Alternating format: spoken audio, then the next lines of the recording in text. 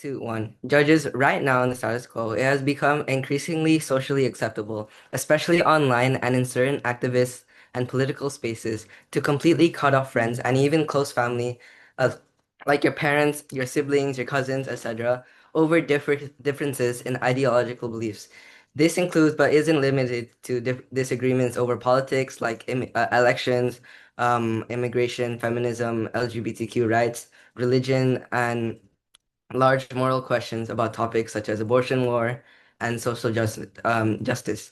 In many closed circles, there's strong a norm that if someone holds views seen as problematic or harmful, the correct response is now to cut them off, and to stop speaking to them and distance yourself. Um, Social media culture reinforces this through say posting about I cut off my Republican dad for uh X reason, and post like if your parents think um something, you owe them nothing. And this norm has been increasingly generalized, and it is no longer about dangerous positions like openly being racist or explicitly calling for violence, but also about non-violent disagreements on complex issues. As a result, many people feel pressured to cut off long-term friends and family members, or risk being seen as complicit. Now I'd like to move on to my definitions. I like to define cutting off, which is ending or severely limiting a friendship or relationship by seizing all contact, blocking on social media, not attending events with the person or intending then ignoring them, and no attempt to make or maintain meaningful communication or engagement with them. The second definition is normalization. The idea that something is broadly accepted as a standard, expect and morally correct in society. For this motion, it refers to the norm that cutting people off for ideological differences is not justified as morally right, but also encouraged and morally praised. Moving on to the burden of proof. Government must prove that the normalization of cutting off friends and family as a first response to ideological differences creates more harm than good for individuals, social structures, and society. Even if there are cases where cutting off is justified, like direct abuse and violence. The norm that encourages and glorifies cutting off over mere ideological disagreement is harmful and should be regretted. Our world, where people try to preserve relationships by engaging, setting boundaries, and limiting contact only when absolutely necessary, better protects the most vulnerable and leads to healthier ideological development than the normalized cut them off culture, right? So opposition must prove that normalization of cutting off is necessary protection for vulnerable groups and empowers them to keep them safe, or that any harms they present are outweighed by the benefits of opposition, or that our alternative world where cutting off is not normalized is more um, dangerous for minorities and victims. So moving on to the argument, my first argument, which is about the norm of cutting off people, which destroys support um, that people rely on. Judges, the thing you need to understand is that most people's emotional, financial, and practical support comes from friends and families. For example, say you're a young adult and want to know how to apply for a mortgage, or for example, you could go ask your parents or friends for tips and tricks they have. When you normalize cutting people off for ideological differences, you tell people that it is correct and admired to destroy connections with people who are your main form of support. Like I said, teenagers and young adults are usually still what somewhat um, economically dependent on family in case of emergencies such as illness, unemployment, disease, etc. Right? If a young person is told that they must cut off a parent over an ideological difference to be quote unquote a good person, right? You create a world in which the next generation will suffer due to a lack of support. Say that your parents are your main form of emotional support, or your friend is your main form of emotional support. You by having to be pressured to cut them off. You lose your the person you vent to, the person that understands you, right? And this leads the next generation to suffer. Opposition may say that you can find a new friend, but the thing is, you can't. Everyone is different, and you can't replace family. Um, Moving on to my second argument is I would like to talk about the separation, like why this norm came to be in the first place.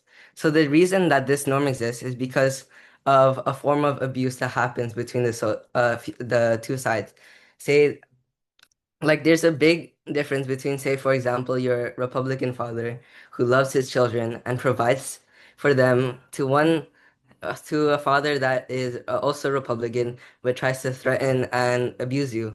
Like they might both have the same political ideals and beliefs, but it does not mean that they uphold the same values and they do the same thing. This motion simply promotes separation between every single belief, basically, which adds more fire to the flame and just adds more separation between people. The opposition is supporting the world in which every belief is so separated, and by doing this, you're starting to remove diversification between communities.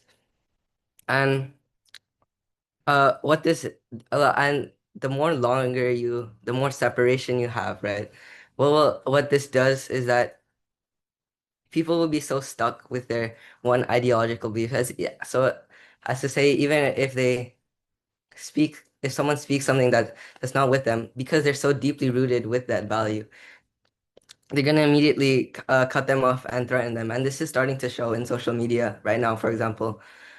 Um, and the third argument is the norm for radicals losing their moderating ties. Someone who is slowly being pulled into an extremist ideology, whether it's a form of social media, radical influencers, or conspiracy content, is more likely to be pulled back by a sibling, child, friend, or a parent who can still talk to them, invite them, or to go to them and confront them. Under a normalized cutoff culture, those moderating ties are deliberately severed at the exact moment that they are um, needed most.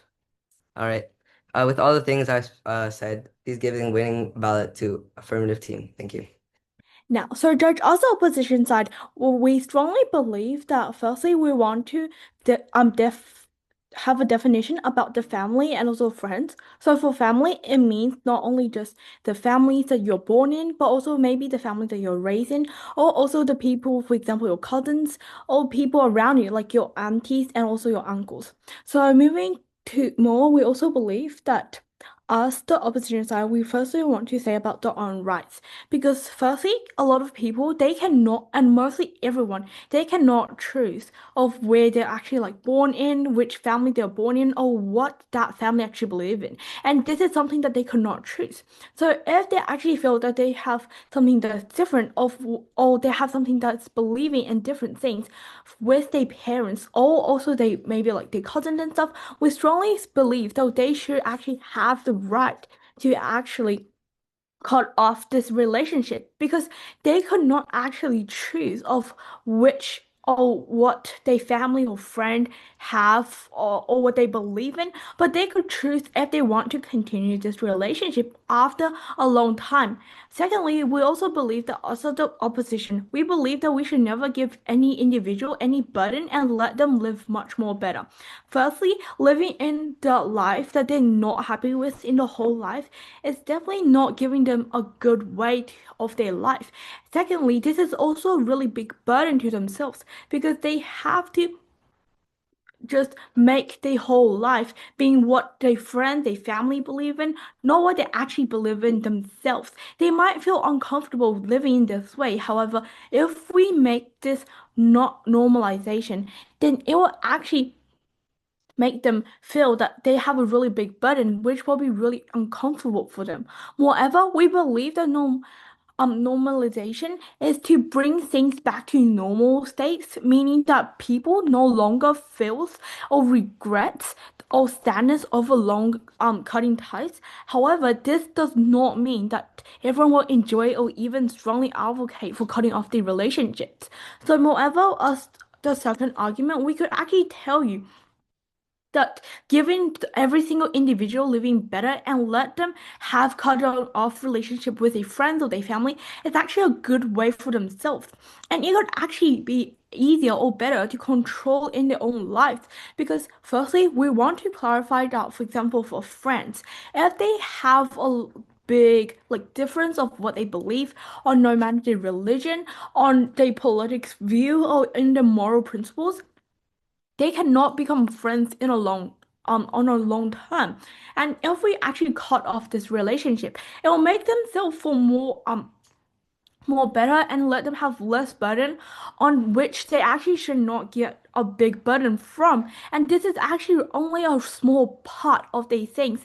And we should never not be able to let them like cut off. Or when they cut off with like a family or a friend and make them feel that they're really special and really unique, making them feel another bigger burden. Also, opposition side, we firstly believe that we should not give any burden or let those every single individual live in a life that's actually easy for them and making having a life that what they're actually happy to have. And also we also believe that also the opposition, we should never let an individual live on a life that they're actually not happy with or that they feel really stressed or burdened, since that this is actually a life that they could choose. And we want to clarify that every single person, they should have the right to actually, for example, choose who they want to have relationship with, or what is actually their friend that they're happy with, or who they're actually feeling comfortable to live with, to play with, to share with. Secondly, we also believe that us, if we had having a life of what however way they want to live in, we should also allow them to cut off relationships, even though if they want, they were never gonna talk to them, block every single social media they might have contact with, or even ignore them as what opponents believe in their definitions. And moving to some simple rebuttals. So opponents believe that firstly, they said that it might have, for example, like more diverse and having lack of support from if they cut off. However, we believe that it's definitely not lack of support or any like problems with like emotional or physical problems, because firstly when they're actually cutting off their relationship that they feel uncomfortable with, they can actually make them feel better, become more comfortable in their life, or actually feel that they actually are more happy to be with. And they also said about how there might be financial status. However, we want to clarify that if there's financial status, it won't actually happen if they're actually cutting off of what they are actually, for example, playing with in the family. Even though we know that a lot of families, they will be raising their kids, giving them a lot of love. However, this is only majority. However, there's also a lot of parts of a lot of families in different countries that maybe their parents don't care about them, let them get their own money. Even in a lot of countries that is more developed countries or developing countries, they still have experience Yeah. that these yes. If people don't feel comfortable to be with their family, for example, do you think it's morally right to cut them off and like not talk to them at all? Well, we believe that even if it is their family, they do not have, or there isn't any law that they must go with a really, they must like have good relationship with their families because it's actually themselves feeling uncomfortable. Secondly, we had already defined that families, it's actually only people who you might have relationship with. For example, your uncle, your aunt, your cousins, or your mom and your dad. If, for example, Judge, picture a world that, for example, your dad and your mom don't care about you and then they don't give you any money and they just throw you on the road and then they just don't want to care about you after all just because, for example, you're born to be a girl or you're born to be a boy and they just don't want you. Will you still want to have a good like for example relationship with them and still be happy that they're your mom and your dad, and then later on when they're like 80 years old you have to actually pay for them and give them a life and then actually give them money to be and then to let them continue their future like all their lives. This is definitely something that we believe that is their own right to cut off. So that's what proud to oppose. Thank you. Members of the House, all we hear coming from the opening opposition team is the fact that if you're born into a family which born into a family where you had a bad relationship, actually what their entire not only is their entire setup centered around that, their entire argument is centered around them. Their entire speech is centered around the whole idea have a poor relationship with your family. If you suffered abuse with your when you were with your family and they treated you poorly, then they should cut you off. Now, the thing I don't understand that's coming from opposition team is that my opening government speaker, my prime minister, has already stated this, saying that we would allow people, and we still find it morally right when say there is some form of direct abuse or violence or there's bad blood between the family when you were younger because they treated you poorly, that you would still be morally justified to cut them off. But like, quote unquote, what my first speaker said is even if there are cases where cutting off is justified, like direct abuse and violence, but not limited to only that, the norm that encourages and glorifies cutting off over mere ideological disagreement is harmful and should be regretted, which is what we stand for today. But for whatever reason, the opening opposition speaker has completely ignored what my first speaker has stated. Now, the opening opposition speaker continues with this, saying, picture a world where your parents would throw you onto a road and then abandon you and give you no money because you're not the gender they wanted, right? The thing is in fact, through your whole speech, you haven't been charitable to our case. But I ask you, opposition team, what is even the likelihood to where your parents will throw you onto the road and abandon you and give you no money because you're not the gender they wanted, right? In this world where abortion is seen as because it's your choice and your body, you should be allowed to do it. Would you even be the child being thrown onto the road, and would you even be abandoned to begin with, right? And if you were in that case of scenario, of course it would be justified to leave your parents, as we've already agreed with. We already acknowledge that these kind of scenarios with direct family abuse would be justified for you to leave. You say to us that they cannot choose what they want to believe in. And the thing is, this is completely wrong, right? It's not like your parents have full mental control over your brain where you cannot make any autonomous choice on your own. Yes, you can choose what you want to believe in. And another thing is the fact that the norm right now is that people would cut them off. That's the norm that you're trying to promote. And the thing is, this is what the leader of opposition is talking about. When parents cut their kids off because of, say, an ideological belief, for example, of hate in the family, that would stem from these kind of norms, right? These are the arguments that are coming from family abuse, not ideological differences, right? If my dad hates me because what I'm fat, or I look ugly, or I don't like cars like he does, right? And he abuses me or he punches me. These are not ideological differences. This is family abuse. This is a completely different problem that the opening opposition speaker is trying to bring into here and trying to tie it in with ideological differences, right? You say they have a big burden because they want to live a way and that their parents are forcing them to live a way they don't like, and they have a big burden if they want to live a way that they don't like, right? And the thing is living a way you don't like because your parents are forcing you to. What does that look like? Say it could be going to church if you don't believe in Christianity, or if you're not Catholic, or saying they're forcing you onto this idea of you must be a Democrat or you must be a Republican, right? These are the kind of things where you don't necessarily have to cut them off, because you can do all of these things. You can still avoid physical contact with them. You can still ignore these political differences because you can still have your own ideas to yourself, right? You don't need to broadcast to the world, broadcast to your parents, what are my political beliefs? What are my political ideologies, right? You don't have to live in a life where you feel a burden to praise your parents because you agree with their ideological beliefs, right? You'll say to us that there will be no lack of support because you'll find people that are with your ideological beliefs. But the thing is, think about it, this opening opposition speaker. The thing is, you're essentially basing your entire friendship with a new person just off of one ideological belief, right? Not off anything else. Just because they have the same ideological belief as you immediately trust them over anybody else in your family, maybe over your childhood friends, right? Think about that. People can use that to abuse you in life. People can use that to their advantage to take over your life, to take over your beliefs, and to steer you towards an extremist view, right? Which you have also completely ignored, and you haven't even tried to comment on that part, which tells us that you cannot say anything. You say to us that there isn't any law that they must have a good relationship, and if they feel uncomfortable, then you can just cut them off, right?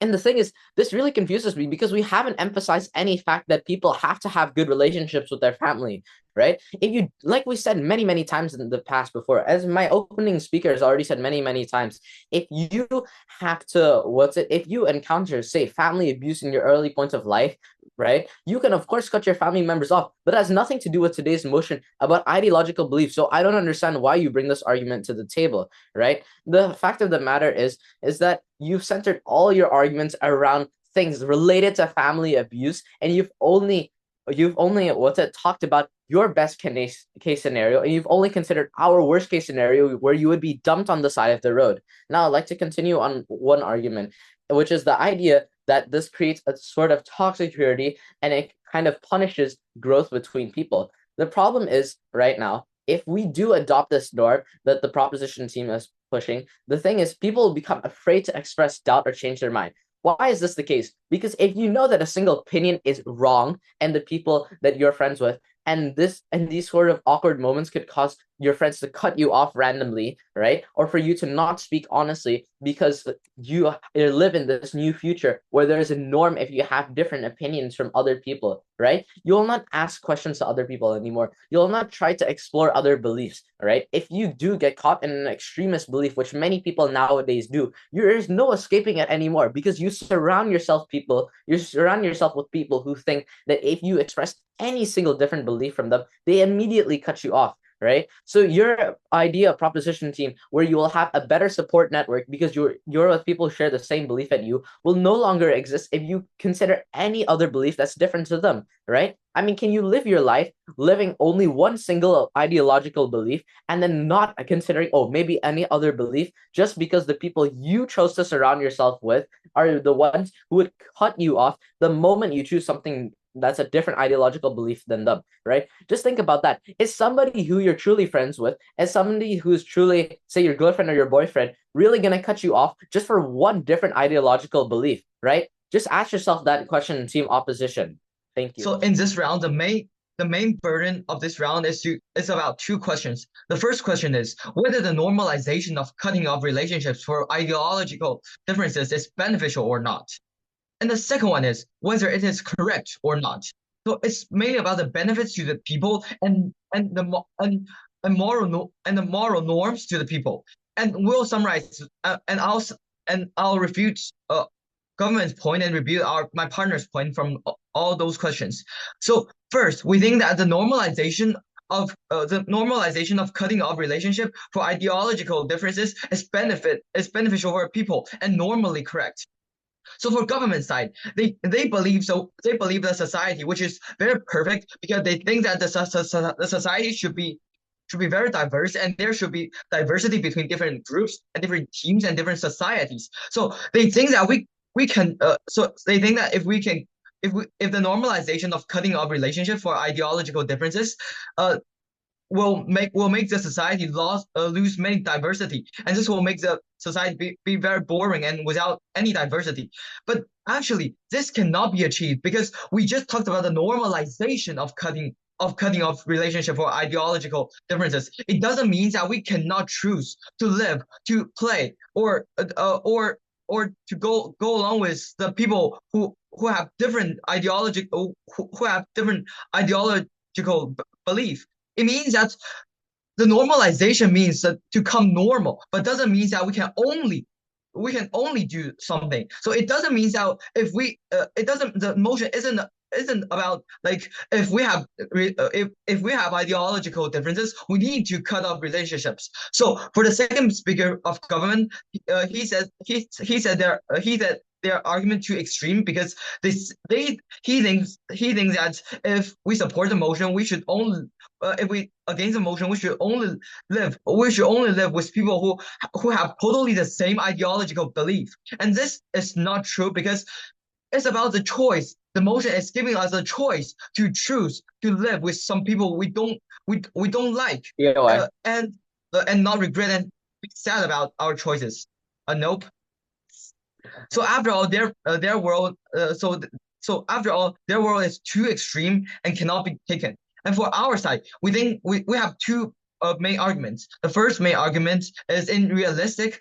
The normalization of cutting off relationships because of ideological differences can give people the better social life. So ideological differences means ideological belief means ways to decide and act. And we form the ways to decide and act because with people's interests, because we want to do something. The way makes the people comfort. No. So in positive side, as as the government has said that in the past, the people need to bear the socialization with people who makes them desperate. And for now, we think that we should normalize it. We should give people choice to choose whether they want to live whether they want to live and play with people who have the same ideological belief or not. So it's about giving the right to the people to choose rather than having only one choice for people to live with only the people who have the same ideological belief. And second one, and thus normalization can make you socialize better. It can make you POI. and it can make you socialize with people who you really want and who you really like. Yes. The thing is, you say to us that your people won't always have to cut people off. But the thing is, if you're in a society that normalizes it, it's not a matter of you can choose. Of course you can. But the thing is, if you don't cut the people that don't agree with your beliefs, then the other people who agree with your beliefs will cut you off because you haven't cut other people off, right? It's this perpetuous cycle. Yes, like I have the choice to cut or not, and the other people, my friends who have different ideological belief, they also have choices. If they really don't like me, then they can cut off. Yes, yeah, I don't deny that. But if my friends is like me, they don't want to cut off this relationship, then they can choose to not cut off this relationship. But for the opening government side, they just think things too extremely because they think they refuse us for like they think that we cannot live only with people who have totally the same ideological beliefs. So they are assuming that we can only live. They are assuming that if we have different ideological belief, then we need to cut off relationships. So it's what I'm talking about is normalization doesn't mean we need to choose one side. It's a choice. It's given us a fair choice that we don't need to regret. We don't need to be sad about our own choices. We need to bear with the socialization, which we don't want to have. So it's about giving the choice rather than sticking to only one side. And second one, it is justified to choose. It is justified for the normalization of cutting off relationships for ideological differences. So they think that we cannot cut off ideological differences because we need to work for the diversity of the society. We have the moral responsibility to maintain the diversity of the society. But that's not true first thing is to be yourself, to live a comfortable life for yourself, and then it's for the society. So if yourself is living in the desperate, then you can bring nothing to the society, even if like you stick to the diversity of the society. So thus we think that we should have the choice. We should have the choice. We should have the right for the normalization of cutting off relationships for ideological differences. And after all, as we've reviewed all government sides, and as we've proven that in realistic, the normalization of cutting off relationships for ideological differences is beneficial, and then it's justified for the normalization of cutting off relationship for ideological differences. We think that our side definitely wins. Proud to oppose.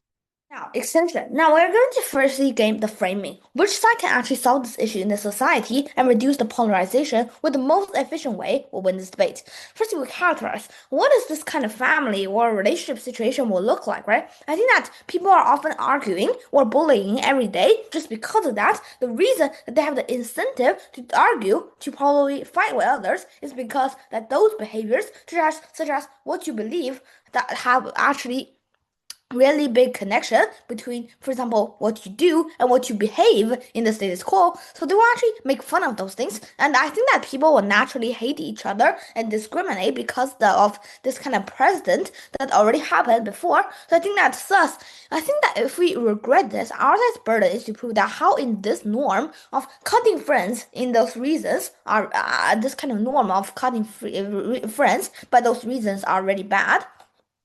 So now, First argument is protecting the weak. As we say, there will always become those kind of social discrimination at the beginning. I think that it will intensify the gap between this kind of beliefs if you do more of this. So I think that's, for example, the example that we're going to use is the democracy and the republic.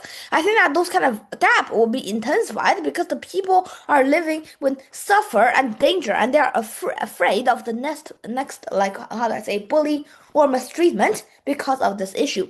So especially for the very weak and vulnerable groups and communities, I think for those people that are getting unfair mistreatment, and they often cannot stand it. So because this is actually a kind of social problem, and for example, the divorcing, the regretting, breaking up, for a friend or family can never solve your relationship, but also in the meantime never solves the social issue, the social change as well, because this is a structural issue.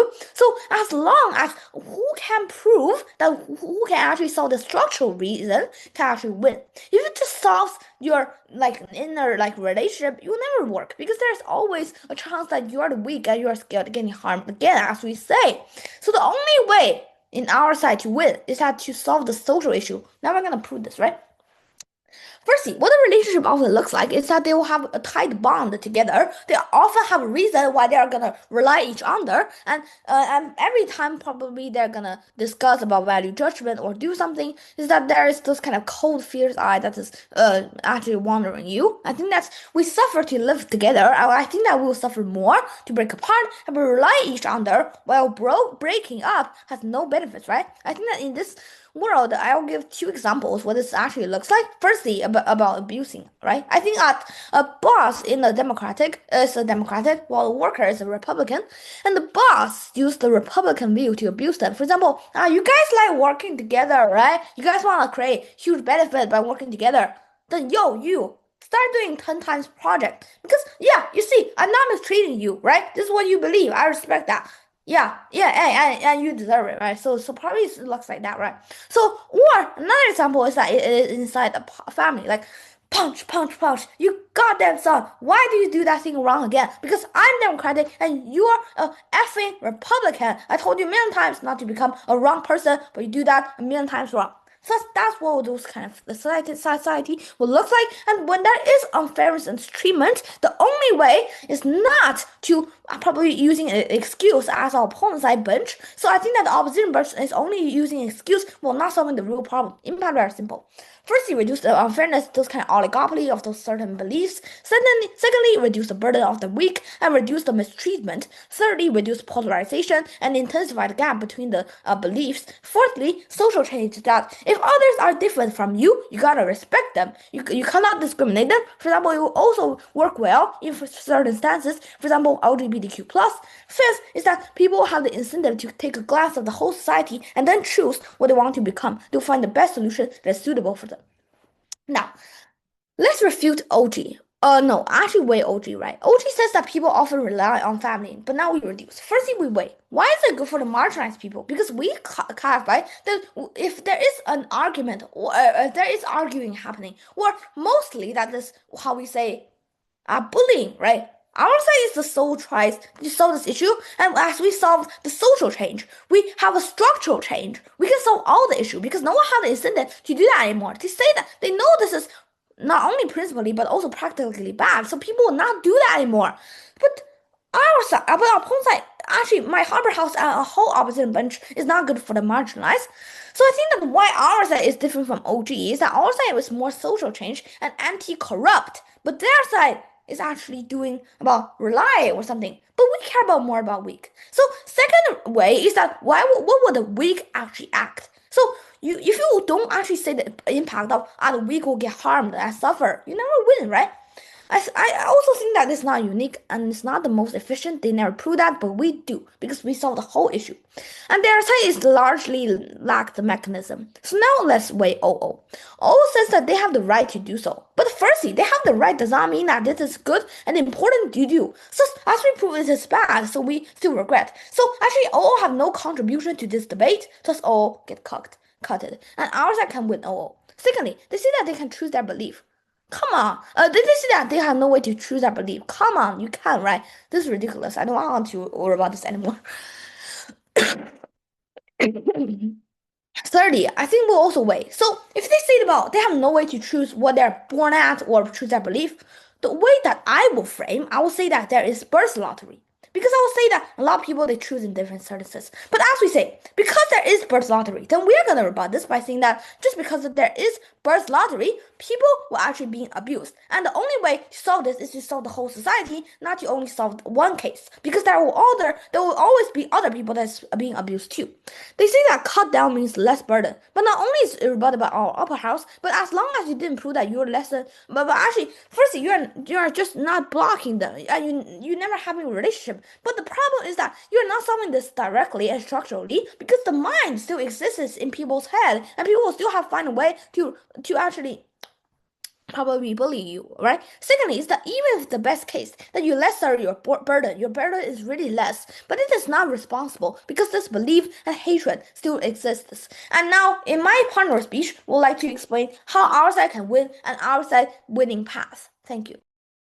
Honorable Adjudicator, the opening bench has set up some points on the nature of ideological differences, what it actually means, and how comprehensive it is. As the closing opposition, we'd like to touch a more personal but a notable spectrum, the relation between your beliefs and your identity, and if cutting off relationships are a risk worth taking in order to protect the identity. So nowadays, there are a lot of people with different ideological differences and identities. Even though we believe that respecting their identity and perspectives are very important, we believe that this is the reason why the motion should not pass. First, to rebut on the opening government, their first argument was about the norm of cutting off people. The Prime Minister had mentioned about how friends and families are your biggest support factors, and cutting them off will make you lose your right or die. Madam Speaker, this proves too much. Because they are your biggest support factors, because they are the ones who influence you the most, if they end up disrespecting yourself, you must keep your distance. Not to become a quote-unquote good person, but to protect yourself, your identity, and your ability to look at yourself through a healthy perspective. Also, they talked about separation between every single belief, and the normalization brought more separation to the society. However, we will acknowledge that cutting off a friend or a family is a very serious problem that should be thought about deeply. The motion is not saying that we are forcing everybody to cut off single relationship with others that have different ideological differences, because we also know that every people has different ideological differences, and it is not easy to find people who have the exact same idea, but rather is saying that people should accept other people if they cut off because of ideological differences. So we are saying that people should not look at people who cut off others because of ideological differences as weird or unacceptable. We're not going to force people to cut off, since we are normalizing, not forcing, as we are not going to make everybody to have no families or any friends left. So we believe that the opening government was thinking too extremely.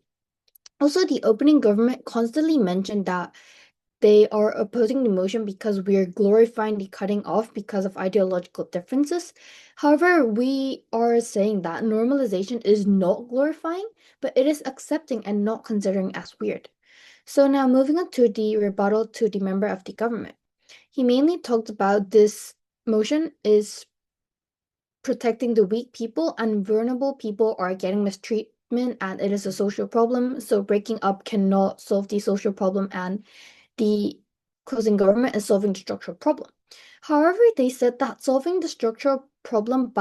they will solve the structural problem by respecting the vulnerable people and working together with them. Yes, we definitely agree that vulnerable people should get respected. However, if the motion passes, the vulnerable people are obviously not getting respected. Why should people cut off the relationships when everybody respect themselves despite ideological differences? We are cutting them off because they obviously do not. We are not cutting off everybody and every single relationships, but we are cutting off the people who do not respect the ideological differences. We are giving the vulnerable people the choice to cut off who are abusing them and who does not respect them, and our side is actually the one who protects the vulnerable people. So the opening bench mainly talked about the definition differences between a few important terms. The government has clearly shown that the shallow understanding they have of the topic. Violence and abuse are not ideological differences. They are just a matter of if that person is in the right mind. Opening opposition has managed to point it out. In the remainder of our time, I'd like to talk about the aspects that we did not see throughout the first half of the debate. So our team's extension is that vulnerable stakeholders would have a better life when they cut off the family and their friends. When there are ideological differences such as LGBTQ people or other marginalized races and vulnerable people, there may be some conflicts between them and the family or friends. So we believe that it will be better to cut off some of the relationship they have, not all, for their benefit.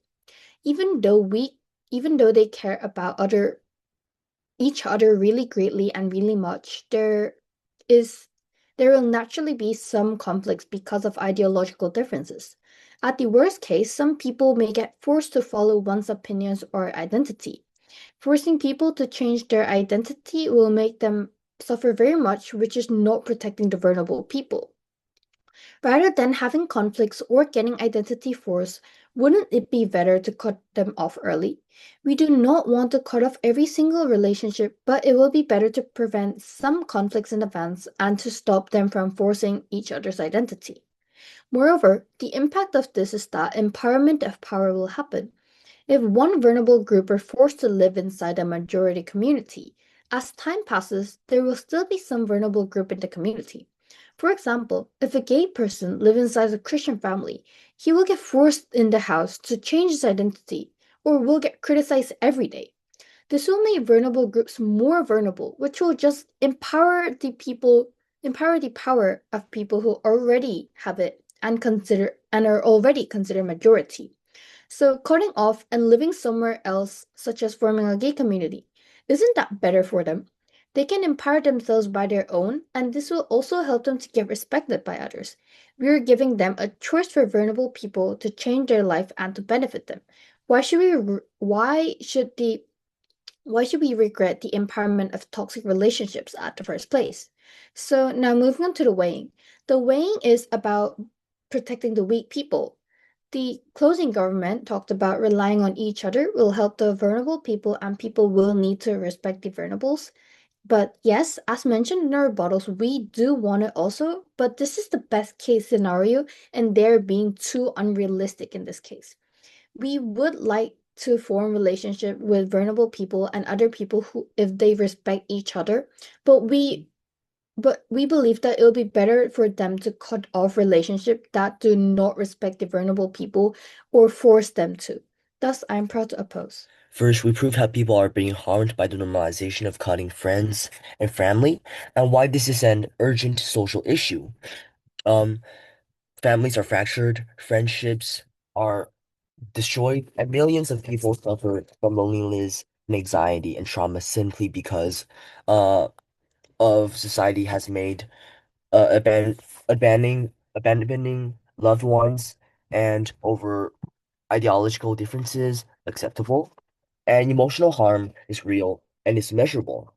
Second, we prove that our side is the most efficient to solve this issue. By rejecting this normalization, we actively create a culture where empathy and human connections are prioritized, preventing harm before it happens rather than leaving people to suffering in silence.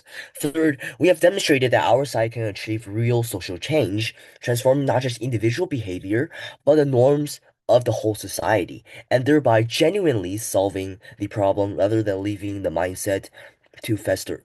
Thus, our side proves the framework we address the harm directly, offer the most effective solution, and enable the change for the society. Meanwhile, the other government attempted to present the case, but they failed to prove how people are truly harmed to prove how people are truly harmed or how society can be fixed by their approach. The arguments heavily relied on strawman and their structure was fundamentally weak. They offered optimism as the solution, suggesting UI. that denied, so that simply reducing perceived burdens will always continue. And using reducing burden as an excuse, as a lie, it's a way of avoiding responsibility for the real consequences. Cutting off friends and family is not harmless, and emotional and social damage are broken, and people feel more isolated, which creates long-term mental health You're what? consequences. Denied. By normalizing abandonment for ideological differences, society teaches cruelty and intolerance, and our side rejects this normalization and actively protects human connection, which is the foundation. By contrast, leaving the issue unchallenged ensures the harm continues. The current social norms continue to punish those who maintain relationships across ideological lines. Abandonment becomes expected rather than exceptional, leaving weak people, young and isolated, to be exposed. Our approach, however, addresses the issue at Go its on. root. Uh, later.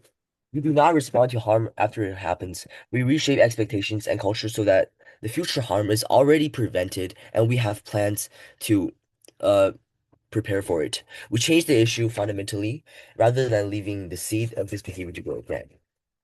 The relationships are the key of this society. Uh, Using ideology weakens the trust and empathy of people. True social change requires preventing harm and restoring connections. By rejecting normalization, we protect the weak and ensure emotional safety for everyone in the community. Our side is better not only for the majority, but especially for those most vulnerable to isolation and emotional damage. So, in conclusion, we have proven the harm caused by normalization, the efficiency and Go on. moral superiority of our solution, and the power of society to create real social change. The other side offers optimism and abstract ideas that that felt real but fails to confront real consequences. So, therefore, this house regrets the normalization of cutting off friends and family for ideological differences Go because it on. yeah, all right. So if a relationship makes people suffer more rather than cutting off, then why can't we normalize the cutting off of relationships? Just as I said before, like the society already prioritized social norms and expectations. So if you cut them off just by ideological ideas, then it is being invalid and it's something that is basically it's unreasonable and we shouldn't be prioritizing this fact. We we should be uh because it harms real people and it corrodes the society. So what we do is we offer compassion and protection and change. And that's why our side wins this debate. Thank you. Every belief, every value, and every principle you live by, and every stance is part of your identity. And no one has the right to marginalize them. Not even your friends or family, or rather, especially your friends or family. So proud to oppose. The opening government wants you to believe that this debate is about disagreements, about which party you support, about whether you like the other family members. And because non-violent factors, unlike abuse, can be solved, this motion should be passed. Madam Speaker, since when did we call mere disagreements and abuse as ideological differences? Ideological difference is not a fancy word for disputes. They are a possible factor for identity crisis, marginalization even at a bigger scale. What the government has told you during their framing just shows their limits and capacity of their understanding, and that framing is a lie, and it's the lie that's done the most damage in this debate so far. And also, some questions left unanswered by the closing government. Are we cutting off important ties? This was a question that went around a lot during the first half of the debate, but it was left unanswered. On their family supports networks kind of argument, they are nostalgic for a system that worked by trapping people, a toxic one. Yes, extended families, they do provide economic safety, but you know what else they provided? Nowhere to go if your father was highly abusive. No options if your family rejected your sexuality and your identity itself. No escape if your relatives' ideology and what they say made you feel unsafe. This is the kind of material from our side that the government has completely failed to engage with. And it's the most important framing in the debate. The old norm, saying never cut off family because family will be your only support, it served existing power structures, ones that were highly toxic.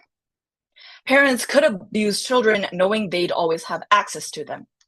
Majority groups could express hate for minority groups knowing that they can't leave. Men could control women through economic dependence, and older generations could impose values knowing that the younger had no option. All of these only work under the standard that you don't have any other option. It's the 21st century, and normalization has given people permission to choose themselves, to say that my well-being matters more than anything else, and recognize that DNA and blood doesn't excuse harm. This is not social decay. That is progress. Government just wants us to regret this kind of power shift, that kind of empowerment for the vulnerable parties. Ask yourself, who does that serve, and who is that good for? Second question I'd like to talk about were under what circumstances are cutting off relationships justified? Opening government mourns this kind of conditional, behaving correctly and believing correctly, be correct and families will help you, step out of line, and then that kind of net vanishes. We are not destroying support networks. We're revealing what they were always hiding. No, thank you. Because when we talk about ideological differences, the kind that actually lead people to cut contact with each other, we're not talking about just mere disagreements. We're talking about fundamental incompatibilities about who deserves dignity. And what the motion is asking the House is simple. Should we regret that some people now have permission to leave those toxic relationships? We say no. Next thing I'd like to talk about was what the opposition has also said. Every relationship that survives normalization is stronger because both parties choose to be there. Choosing is an important word in the motion, in the status quo, and in the debate so far. However, the government hasn't quite touched on how they assume relationships are better. Just because you have more relationships don't mean that you're any less lonelier. If you have 5 people in the room with you, but all 5 people reject to accept your own identity, then that is a room no better than a room with just you. Yes, I'll take your POI. All right. Just because certain scenarios, which leaving and cutting off is justified due to abuse, do you support the cutting off for all ideological disagreements? In no speech and in no opposition's roles have we said that we should cut off every single ideological differences and we should just cut off contact with all of the people who have those kind of differences. We have told you very clearly that this kind of normalization just makes this a choice, not an option that wasn't there in the first place. This is something that the government has rejected to accept throughout this debate. We are talking about the right to choose, about the right to say, my identity is this, and you better accept this because this is me. The government is talking under the circumstances of the older ones, of the ones that are now outdated. Moving back into my speech, normalization allows this kind of authenticity, and the people who stay do so genuinely. The conversations that they have with each other are real. And yes, you may have fewer relationships, but those relationships are actually supportive. Last thing I'd like to touch on, when you cut off your parent, you just lose all of your support nets. You teach bad things to younger generations, to your children, because those children don't have grandparents who support their parents. When you maintain that relationship for the kids, you teach them not to don't betray your family. You teach them to accept abuse as the price of belonging in your family. That family trumps self-respect by a large margin. That your worth is debatable by your grandpas, by your grandmas. And to endure harm, to avoid conflict. This is exactly the things that the opposition is fighting against. Which lesson would create healthier adults and healthier future generation? The government hasn't answered this again, and it's devastating for their case because most people cutting contact are protecting children, not depriving them from anything. And here's why in the real world, our material outweighs theirs. The government's impacts are speculative and diffuse because they're saying maybe this contributes to polarization. Maybe people are lonelier because of the lack of diversity. And maybe some political systems and democracy suffers. Our impacts are concrete and they are immediate. People currently experiencing toxic relationships and harm there, they get to leave. Vulnerable individuals, vulnerable parties, they gain power that they didn't have before. Children are protected from modeling abuse as love, and mental health improves for those who set clear boundaries. When you're weighing this kind of hypothetical societal polarization against actual human relationships, we win every magnitude of every time. So proud to oppose.